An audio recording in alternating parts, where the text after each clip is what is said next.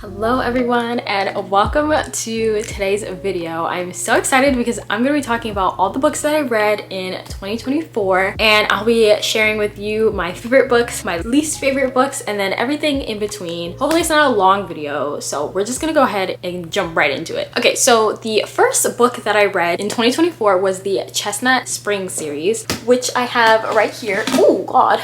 It's a series of 5 books and they all revolve around these brothers and how they find love and all that fun stuff. There's so many tropes in this series, like there's friends to lovers, enemies to lovers, grumpy sunshine, fake dating. Like it had all my favorite tropes, so I was very excited to like dive into it and see how I was gonna like it. Also, the previous year I read Archer's Voice, which was another small town romance, and I heard that Chestnut Springs gives similar vibes to it, so I was really excited about it. I'm not gonna go into like a lot of detail with every single book because a lot of the books I made reading vlogs for or like reviews, and this one I made a review for, so I'll link my book playlist in the description if you want to know my in-depth thoughts. But just rapid fire. First book, enemies to lovers, my boss's daughter, I don't know what that trope is, and I think One Bed Two. It's been a year so I don't remember, but I really like this one and it was like a 3.5 or something. I liked it. Next, Heartless. This one was a grumpy sunshine. I don't know the trope, but it's like she's the nanny and she's watching his kid, so whatever trope that is. Really like this. This one was like a 4-star. It was my favorite one and very surprising. Like this. Powerless, friends to lovers. Did not like it. I don't want to talk too much about it, but it has like hockey romance and I think ballerina.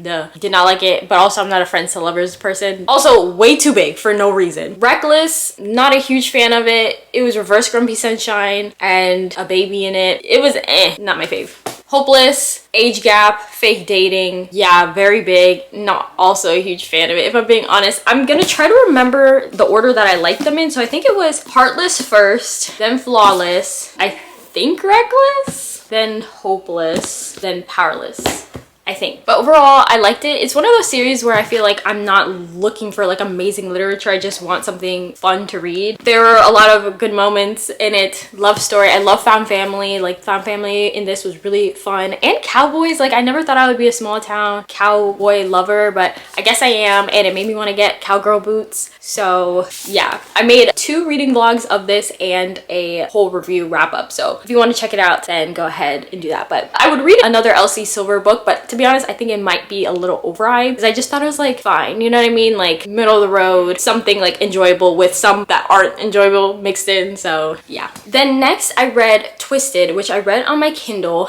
and this was the 4th book of the Never After series, and it was a Aladdin retelling. Yasmin, her father owns a company and he's dying, and she wants the company, but she has to get married first. And then also the guy who's like second in command wants the company. They have like a marriage of convenience thing going on because he also is blackmailing her at the same time. It's a dark romance. If I'm being honest, I don't want to talk any more about it because I didn't even really like it that much. I rated it like a 2.5. It was alright. Then next I read, again on my Kindle, Broken, Not a Halal Love Story, which was the first book that I've read where it was so relatable to me because I'm Muslim, I'm Nigerian, and I'm Hausa, which I've never read a book like that before, especially a Nigerian book like that. It was, I think it's an indie author who wrote it, but overall I really liked it. There were some things in it that I wasn't a huge fan of, but I don't want to like tear it apart. But overall, I felt very seen. I really liked how I could relate in ways that I've never been able to relate to in other books before. Yeah, it's pretty much about these 2 Muslims who fall in love, but something happens where they can't be together, and we kind of just follow that story. And I thought it was really cool. So if you are Muslim, if you are Nigerian, if you're a Hausa, or if you're just a book lover, I recommend it. But there were a few things in it that I wasn't a huge fan of in terms of like structure and like the flow of it, but I was very like interested to see how it ended. Also, another book that I read, which is actually a reread, was Terms and Conditions by Lauren Asher. This is the first book I've ever reread in my life. Well, like novel wise, because I'm not really a rereader, but I just really loved reading this in 2023, and there's just something about this book that I relate to a lot, and I love the characters. I love the dreamland world. I love the grumpy sunshine. I love billionaires, and I was just really in the mood to reread this. So I don't remember what book it was, but I stopped reading one of the books and then read this one and then continued on with another. But yeah, I really liked it, and I'm probably gonna reread it in 2025 because for whatever reason I'm getting the itch to read it again. So yeah, I I recommend it. Okay, next I read Love in Other Words by Christina Lauren. This was an author that I gave a second chance because the previous year I read Unhoneymooners and I did not like it. But this one was so good. It's a friends to lovers second chance romance, which usually I hate that trope. That's not a trope that I typically enjoy, but I really like this. I made a video about this if you want to know my in-depth thoughts, but I rated it a 4-star. I just thought it was so well written and it made me cry, and books that can make me cry, guys, I just love. I mean, I don't love crying, but like it allows me to know that they wrote it well and that like they did a really good job. So if you are a friends to lovers or second chance lover, you're gonna love this. And even if you're a hater like me, you're still gonna like this. There's only one part that I wasn't a huge fan of because I was confused, and if they could have had like another point of view, I feel like it would have made this like a 5-star easily. But yeah, I really like this. It's also a dual timeline, which again I usually don't like, but I was a fan of it just because it allowed us to like follow the story better in a way and helped us get to the reason of why they stopped being friends, because the two main characters were friends when they're younger, then something happened and then they stopped being friends, and then they met again later in life. So yeah,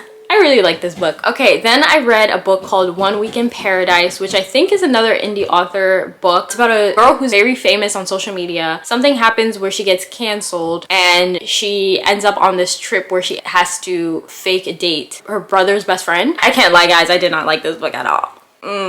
Yeah, I didn't like it. There were just way too many moments where I was like, I don't know, and I hate using the word cringe, but like I just didn't like it, and that's that. Moving on, the next one I read was ACOTAR, which is right here. Oh god, that's heavier than I remember. Yeah, I read ACOTAR series. I made a whole reading vlog and review about it if you would like to watch, but overall love this series. The first book is slow, but once you get into it, it gets good. Really good. Second two, literally my favorite books. I don't know which one I like better. Maybe the second one, but the third one's also really good. The fourth one I hated, and the fifth one was also pretty good. I didn't mind it. Some people really don't like it, but I thought it was pretty decent. I went into it thinking that the series was completed, but it's not. So I'm gonna need the next book to come out stat, but this was my first adult fantasy series, so I really enjoyed it. And in 2025, best believe I'm going to be reading a lot more fantasy. So I'm very excited that I'm entering my fantasy era.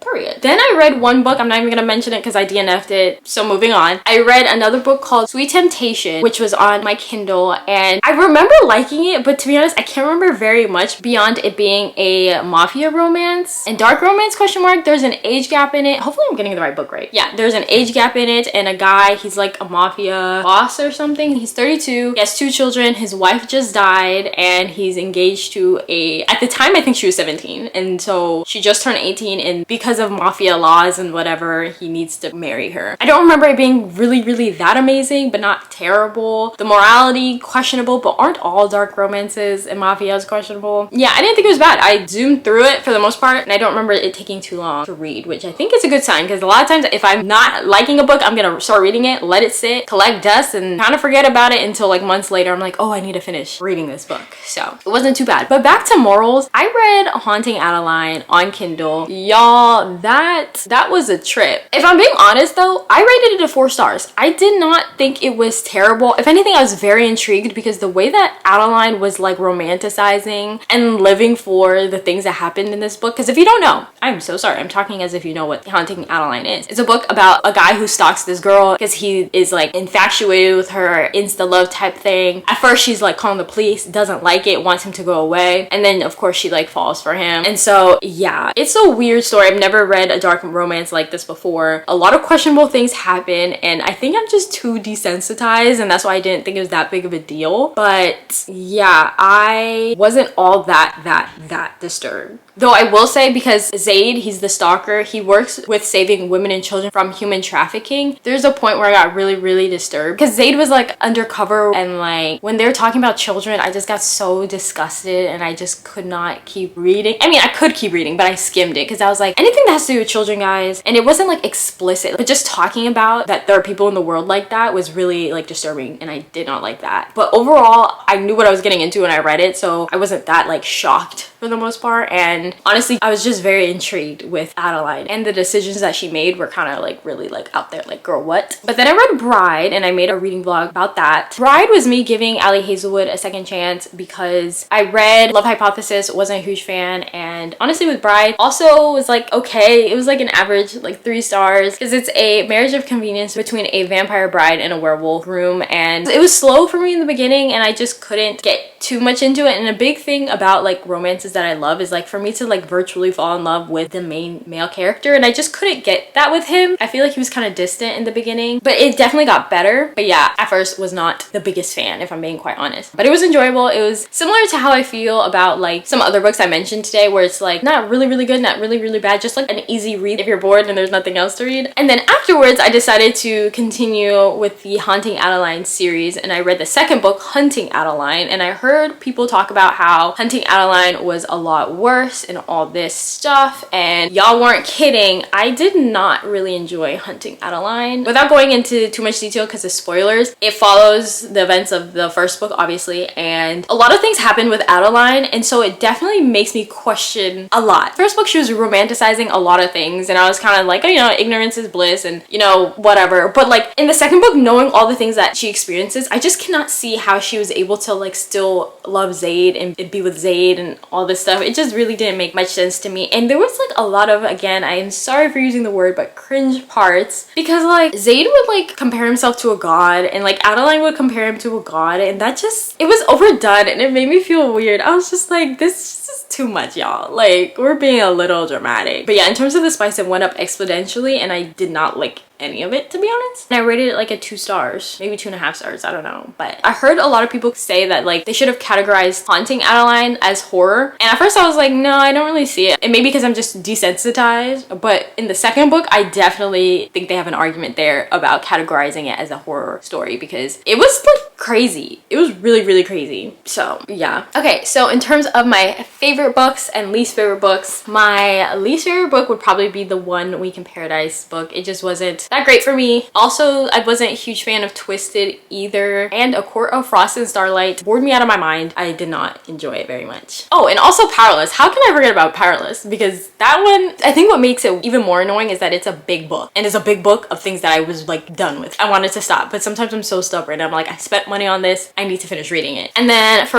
my favorite books, it's gonna have to be a tie between A Court of Mist and Fury and Wings and Ruin. I just love those 2 books. I ate it up. Hence why I'm now reading a lot more fantasy. I'm hoping to do that a lot more in 2025. I don't really feel like I read all that many books this year. I think I read like 19 or 20 books, and the year before I think I read like 42 or something, which is fine. Like it's not about the quantity, it's also about the quality. But if I'm being honest, I don't feel like the quality was all that good. I think I only had one book or 2 5-star books, and I wanted to read like at least 5. So hopefully this year I can fall in love with way more books and have more 5-star reads, because I love it when I can be like just so obsessed with the book and a series, and that's like just the best feeling. So anyways, I think that is all for today's video. If there are any book recommendations that you have, please let me know, and let me know also any books that you read last year that you loved. And if you made it this far, leave the star emoji in the comment section so I know that you did. But other than that, I will see you guys in my next video. Bye!